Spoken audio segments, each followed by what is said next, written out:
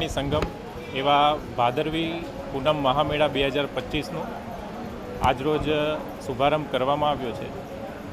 બોલ મારી અંબે જય જય અંબેના નાદ સાથે આગામી 7 દિવસો સુધી સમગ્ર અંબાજી અને આરાસુરી પર્વત ગુંજી ઉઠશે।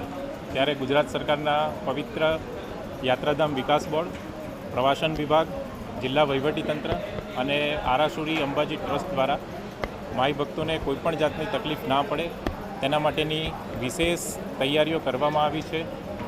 વિસામો, ભોજન, ગબ્બર કંટ્રોલ, મંદિર દર્શન, પાર્કિંગ, એસટી બસ સહિતની તમામ જે સુવિધાઓ છે એ જિલ્લા વહીવટીતંત્ર દ્વારા કરવામાં આવી છે।